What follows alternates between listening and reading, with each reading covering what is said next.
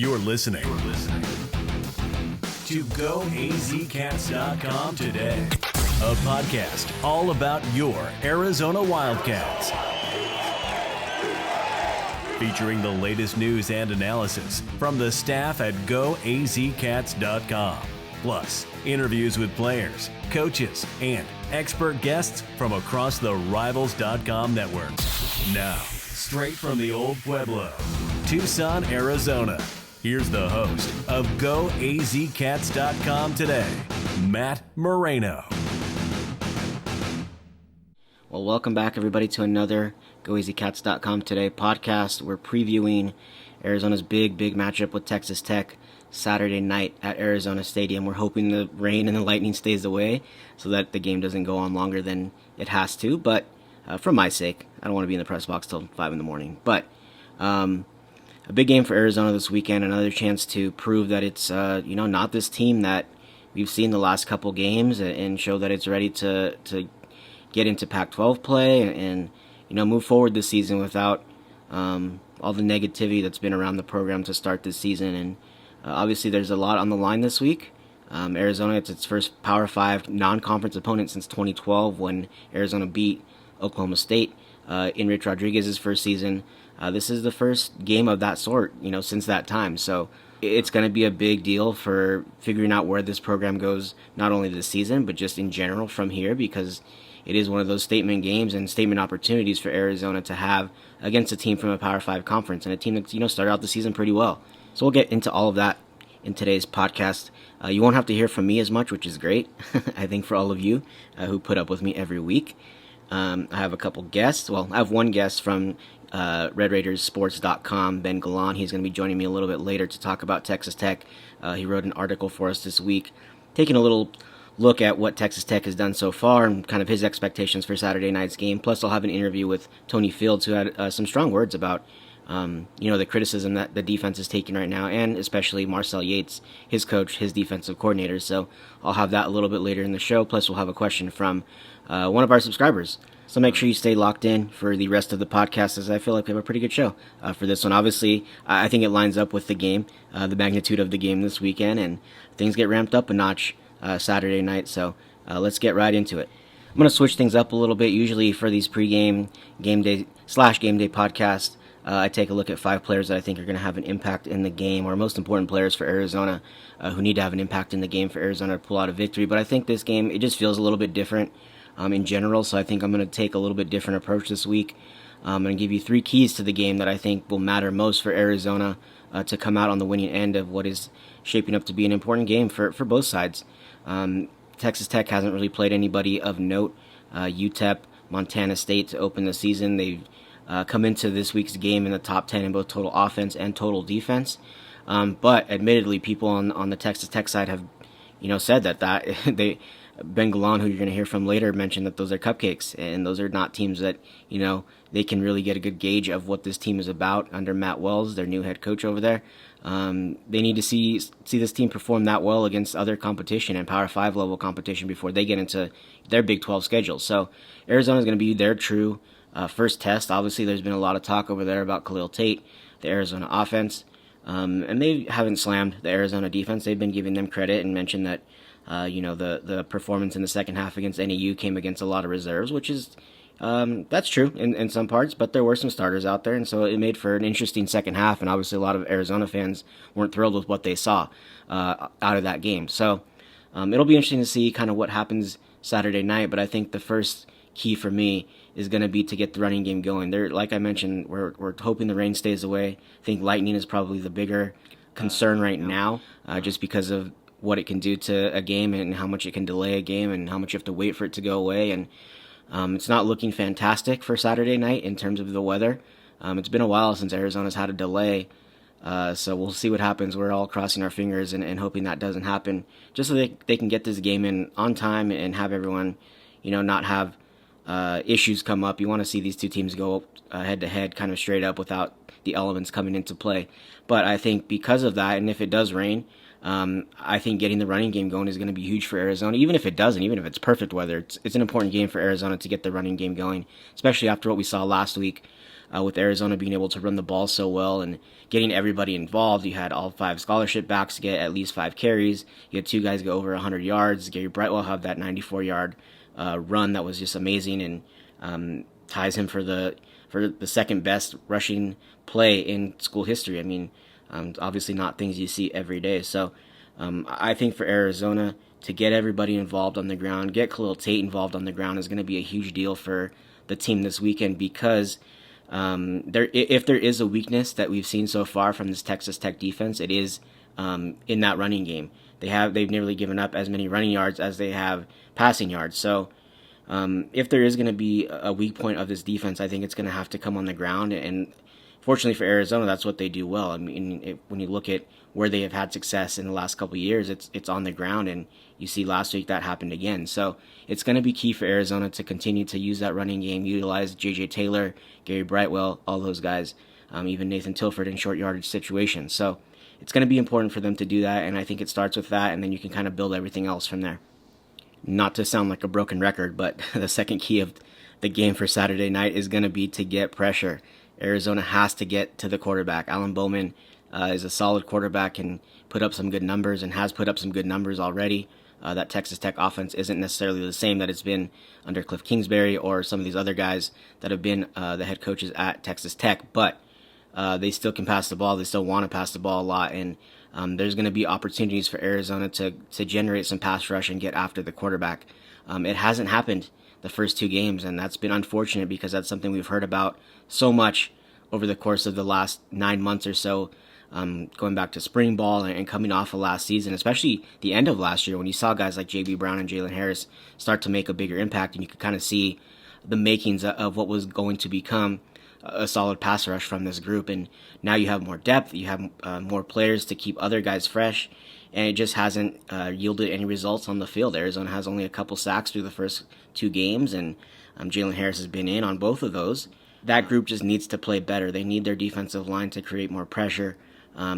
Texas Tech is going to be passing the ball, like I mentioned, and that's going to create opportunities, but it's also going to mean some more pressure on the back end of the defense, meaning that if they can get, that 4-down lineman front or the defensive front to get to the quarterback, it makes life easier for everybody else behind them. So that's going to be a huge part of Saturday night's game if the weather's fine and if Texas Tech is passing like we believe they want to do. It's going to be a big part of what could lead to success for Arizona. Now, that would mean changing what we've seen so far, which there's no guarantee that's going to happen. I mean, I, for one, am not sure that Arizona's ready for this jump in competition yet. I don't know that you want to come off, giving up 41 points to NAU and jump right into a top 10 offensive team, going up against a top 10 offensive team. And it's just, that's a challenge that's ahead of Arizona right now. And sometimes those opportunities can bring about better competition, can bring about maybe a different level in a player than playing a team like NAU. So we'll see if that matters, especially with Arizona relying so much on young players on the defensive side of the ball. But they just have to find a way to generate pressure. Maybe that means, blitzing more and kind of manufacturing that pressure a little bit more. But I think for Arizona to have success, if we point back on Sunday morning and say Arizona won that game because of this, I think pass rush and generating some pressure on their quarterback is going to be part of what that answer is. And so it's going to be a key. It's going to be huge for Arizona to do that. And if it doesn't, I think it could mean some bad things for Arizona Saturday night.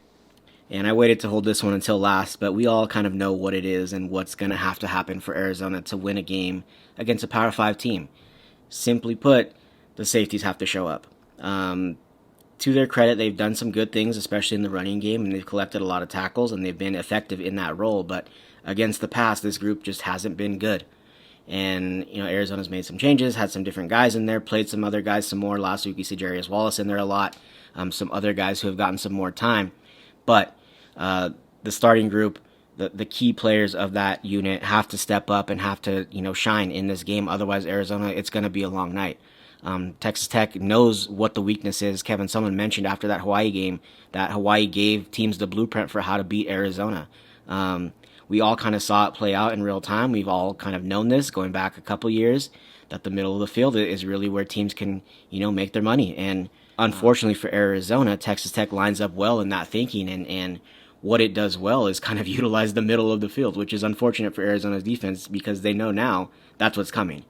The positive is that's what's coming, and Obviously, it's going to be up to that group to make the changes, make the necessary adjustments to have a better performance against Texas Tech than they did against Hawaii and even NAU. The safety group, if they're getting torched, this is going to be a long night for Arizona, because this is a different level of offense. Hawaii and NAU, as good as Hawaii was and how effective they were offensively, they're not Texas Tech. And I know Texas Tech has had the competition it's had, but that's still a good offensive team, and there's still a lot of pieces in place that are going to give Arizona some issues, in the passing game especially. And so I think for Arizona to win this game, it's going to be the safety group that gets it done. And I don't know that Arizona can win this game if that safety group doesn't play well. I think even if they play okay, it might still be some problems. So I think they have to play well, and they have to step up against the pass, and hopefully that can help Arizona from their side, and that's going to be a huge deal, I think, on Saturday night. Joining me now is Red Raiders sports staff writer Ben Galan, and he's going to give us some insight into the other side of this week's game, the Texas Tech side. Ben covers Texas Tech for the Rivals.com network, and if you haven't read my Q&A with him this week, make sure to check that out. He provided a lot of good insight into the Red Raiders through their first two games, including a look at some players who maybe you haven't heard of, who he thinks are going to be impact players in this weekend's game against Arizona. Ben, thanks for taking some time to join me today. Thanks for having me, Matt. To start off, obviously, there's a new regime out there in Lubbock. Matt Wells off to a 2-0 start with Texas Tech to begin his career with the Red Raiders. But those two wins have come against Montana State and UTEP. Knowing that, what's been the vibe out there in Texas from the fan base right now about this team and the start that Matt Wells has had to his tenure there with the Red Raiders? Yeah, I think the fan base is very confident right now. It's been no need to go over Cliff Kingsbury's record at Tech, but it wasn't very good. I'm sure many Cardinals fans who are listening to this like hearing that, but Matt Wells came in, like I said in that Q&A, he came in with a plan. He brought in most of his staff from Utah State that worked together for years, and so they knew, and it's something as simple as practice. Whenever you run an up-tempo offense, you need a defensive coordinator that understands how to counter that in practice and how to practice against that. And so bringing in his guys allowed them to, it was a smooth transition, and all off season it was a lot of good news, a lot of positive vibes coming from the program. And like you said, it's only been UTEP and Montana State, but two wins, and it's hard to see anything wrong with them. I know we talked about this a little bit in the Q&A, but Texas Tech right now is top 10 in both total offense and total defense among FBS teams heading into Saturday night's game. So far, based on what you've seen from this team, which one of those do you think is going to be more sustainable moving forward as this team moves ahead this season? I think the offense probably, because not much has changed. And Tech has always, for the last 20 years, been a really good offensive team. It's obviously been the defense that's been the big issue. And I think that this new coaching staff eventually will get the defense fixed and headed in the right direction, and they're already doing some of that. But obviously, once the competition goes up, starting this weekend against an explosive Arizona offense, if they can hold them down, maybe you start to believe a little bit more, but they'll have to prove it first before, Texas Tech fans buy all the way into this massive defensive improvement. I know the competition has been who it's been, but what are some of the things that have stood out on that defensive side of the ball so far through the first couple games? Just simple things, just lining up correctly, and that sounds silly, but in college football, teams like to go so fast, and 70% of explosive plays, I think, happen because of alignment issues, and that's a quote from Texas Tech's defensive coordinator Keith Patterson from this week.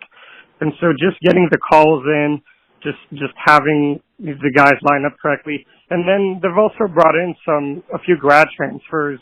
Starting corner, Zach McPherson came over from Penn State. You have a backup safety corner in Ingram. He came over from Utah State. And then the returning guys, Broderick Washington and Jordan Brooks, Adrian Fry. Those are some solid veterans, and they've played really well so far. For Arizona fans who are going to be watching this game Saturday night at Arizona Stadium and maybe have seen this team in the past, associate them more with coaches that have been there in the past, styles that have been there in the past. What do you think are going to be some of those things that stand out and look or feel different about this team compared to other Texas Tech teams of the past that maybe they've seen? I think they'll see more physicality from both sides of the ball. Tech will line up and they'll try to run it some more than in previous years whenever they would line up in 4 and 5 wide all the time. They'll play with a tight end. They'll rotate 3 running backs, including Armand Shine, who was at Utah. So I'm sure Arizona fans are familiar with him. And defensively, just more physicality, more aggression. The tackling's been really good so far. And so those are some things that Arizona fans will see on the field on Saturday. You mentioned Armand Shine. Obviously, Arizona fans are plenty familiar with him from what he did while he was at Utah. Now he's out at Texas Tech. How has he adjusted to life out there, and how has that resulted out on the field for him and Texas Tech? So far, very good. He's the number 2 back and the number 2 running back behind Tayzon Henry, who is starting, but they all 3 rotate, including SaRodorick Thompson. And Armand Shine is, he's a big, powerful back. Tech's been missing that for a few years now. And so I think he's fitting well, running between the tackles and even getting outside in space. I think on the Arizona side, most fans would say if the Wildcats are able to control the Red Raiders' passing game, that's going to put this team in a good position to win, and it's not something they've been able to do against Hawaii or NAU. It's obviously a lot easier said than done. But what are 1 or 2 things on the Texas Tech side that you see as being aspects of the game that if they go right, will put the Red Raiders where they want to be to pull out a win Saturday night, maybe even regardless of what Arizona does over on its side? If Tech can run the ball successfully, I think it'll open up the pass. And like you said, Arizona's really struggled against the pass. And so they'll come in with a plan to run the ball, and if they succeed, I think they have a goal of 200 rushing yards a game. That might be a little high. But if they get anywhere near that and they're successful in running the ball, I think things will work out well for Texas Tech. Lastly, before I let you go, this game is being built up in Tucson as maybe the most crucial one for Kevin Sumlin so far in his short tenure with Arizona, just because of what's been going on over the last year. They didn't make a bowl game. The way the first 2 games have gone, people have been underwhelmed. They've been pointing fingers at the coaching staff, been calling for coaches to be fired, namely the defensive coordinator. Sumlin himself has come under plenty of scrutiny. That would be lessened by a win Saturday for Arizona. Where does this game land on the map for Texas Tech in terms of the importance and how it's being viewed by both the team and the fan base there? It's a very important game for Texas Tech, maybe not at that level because no one's calling for Matt Wells' job yet or anything like that. But it is important in the fact that if they want to make a bowl game this year, this is kind of that swing game, right? So if they can go in there and win, you would think that they could find a way to win 3 more Big 12 games and get their 6 wins and make the bowl game. If they don't win, things look a little tougher there. Obviously, fans want to give Matt Wells time to build his program and all that, but this is an important game. Tech under Cliff Kingsbury, they were never a consistent program. They would go play these top 5 games, and they would probably lose a high-scoring affair. And it's important for fans, I think, to see that this coaching staff and this team can go on and actually get the job done on the road. All right, well, thanks, Ben. Make sure you follow him at Benjamin Galan, and make sure you check out all his coverage at RedRaidersports.com. The whole staff over there does a lot of great work, and they've done a lot of great stuff leading up to this Saturday night's game. So make sure you head over there and check out what they've done this week. Thank you so much, Ben, for joining me, and I really appreciate the insight. Thanks for having me, Matt. Moving on to one of the player interviews that I did this week. I wanted to hold this one till the end of the week because I thought there were a lot of interesting things that Tony Fields II had to say about Arizona's defense. He was pretty passionate during his time with the media this week, and clearly he understands that there's a lot of negativity about the program right now, and I don't think it sits very well with him, and especially he didn't like the finger pointing at Marcel Yates. He's obviously worked closely with Yates last year when the Arizona defensive coordinator was the linebackers coach as well. I thought there was a lot of passion that you could hear from Tony Fields when I talked to him this week, and I kind of got his thoughts on a variety of topics, and they all kind of had that same feel about them. I think you can tell that a lot of the players are unhappy with how things have gone. I think they feel like there's just some tweaks that need to happen that could change things quite a bit, and we'll see if that ends up happening this week. But here's a little bit of my conversation with Tony Fields, talking about Marcel Yates, talking about the defense, the criticism of both of those things so far this season, and a little bit more. The defense has come under a lot of criticism the last couple of weeks. How do you deal with that personally? And Lorenzo was mentioning just kind of blocking out the white noise that comes with it, but how do you deal with kind of the criticisms that come of the defense in general? Lorenzo said it best. You got to block out the noise. You got to block out all the Twitter notifications and everything like that. Honestly, I haven't really been consistently on Twitter ever since the season started, just because I don't want to hear what everybody's saying about our defense right now. There are obviously some positives, obviously some negatives, but I feel like we just need to work on our negatives and focus on our negatives so we can get better as a defense. A lot of the fans right now are pointing their finger at Coach Yates. Lorenzo mentioned you guys have his back, but what's kind of your take on them, pointing the finger at Coach Yates and saying he's the one responsible for kind of what's been going on defensively? Not at all. Coach Yates is a great defensive coordinator. He calls great plays all the time, and it's just all execution. We just have different guys in different gaps or coverage, failed coverage, bursted coverages, and that's just what we have to work on as players to help out Coach Yates when he's making those great calls. Coach Sumlin yesterday mentioned he wants to see even more depth at the linebacker spots to keep all of you guys fresh. What do the guys like Day and Darren need to do to kind of continue to help you guys out? I mean, they just need to get in their playbook and learn as much as they can. Day, he's really learned most of it pretty fast for Mike linebacker and everything like that. But Clark, he just has a little bit of maturing up to do to learn the playbook and everything like that. Then he'll be a great player for sure. What have you seen so far from the Texas Tech offense? They're just an air raid offense. They like to pass the ball. They're what we expected. I mean, they're what we played against the first two games. They're gonna try to pass the ball. They're gonna try to air it out on us. So we just got to prepare for that.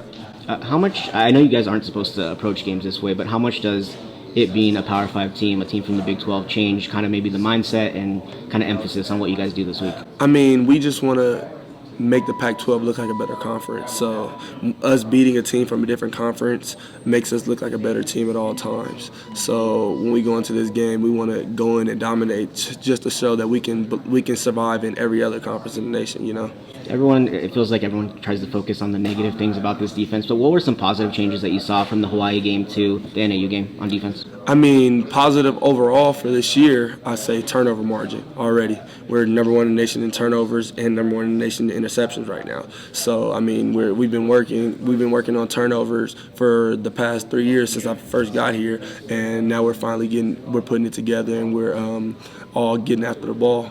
To see Jace at the top of that list, the interceptions list, what does that mean to you guys, and how much do you guys respect what he's done after going through what he's gone through the last year? It's great. It's just like that guy. He's been hurt. He's battled his injuries. He's battled a lot through his career here, and now you can see him excelling, and he's doing what he needs to do in his senior year when it's time to go to the next level.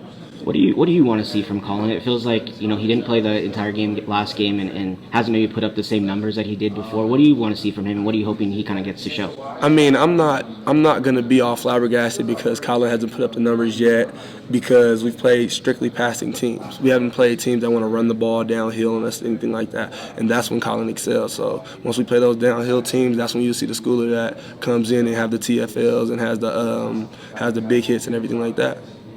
Now we're going to move into the portion of the podcast where you guys play a big part. Questions from you guys or comments. Make sure you guys call in, and you guys obviously know the call-in number is posted on the message boards if you want to give your thoughts on Arizona football, basketball, whatever, as we move along this season. But for now, we're focusing on football, and this week we have another question from Axe Advisor, who called in and left me a message about a certain backup quarterback and his performance last week and what it could mean for him in the future, the rest of the season, getting on the field and maybe having a bigger role. So I'll let you hear his question, then I'll come back with my answer to what he had to say. Hey, Matt, Axe Advisor here. Hey, curious as to your thoughts on what it would take for the Grant Gunnell era to begin. If this season keeps spiraling down, do you think they would hold Tate in as the starter and secure the redshirt year, or would it be better from a perspective of selling season tickets in the future, with all the fan apathy going on, to get the Gunnell era started and get him more game time? What would be the scenario that would allow that to play out? Thanks. So an interesting question there from Max Advisor, and one I'm surprised hasn't come up more. As we were watching last Saturday's game, it was kind of going through my head that this question is going to come up. I think as well as Khalil Tate has played this season, and he's done a lot of positive things. I thought there were going to be more fans that said, "Hey, what about that Grant Gunnell guy? He looked pretty good." To have that kind of debut when you're coming in fresh, he came in January. I think that helped a lot, and I think that set him up for success in that first game, in his first appearance at Arizona. And it's hard to argue with the results. To have 3 touchdowns, to do as well as he did, he passed for more yards than Khalil Tate. I think that's, you can't ask for more if you're the coaching staff. One thing I think you don't want if you're the coaching staff is for him to almost outshine Khalil Tate. That didn't quite happen. The situation wasn't right for that to happen. If he comes into a game when Khalil Tate is struggling a little bit, I think you would have more people calling for Grant Gunnell to be the quarterback for the rest of the season. But I think it is a very real conversation that might need to happen at some point if this season, and it's no discredit to what Khalil Tate does. I think if the defense continues to play bad, this season could continue to not go well. And we'll find out more Saturday night. I think we'll know by the end of the night, Saturday night, or whatever that will be, early Sunday morning, a lot more about this team and what its future could be this season. If it's bad, if it goes poorly, I think we have to start taking a harder look at what this season is going to be and where the end result is going to be for this team. And so if it's going to end up looking like one of those teams that just is going to struggle, I think you have to give some serious consideration to playing Grant Gunnell a little bit more. I think that the staff doesn't want to. I think the hope is that he can redshirt and they can kind of move with him forward next year and have a clean slate and give him his 4 years to be the quarterback at Arizona and continue to build from what he did in this first game that he played.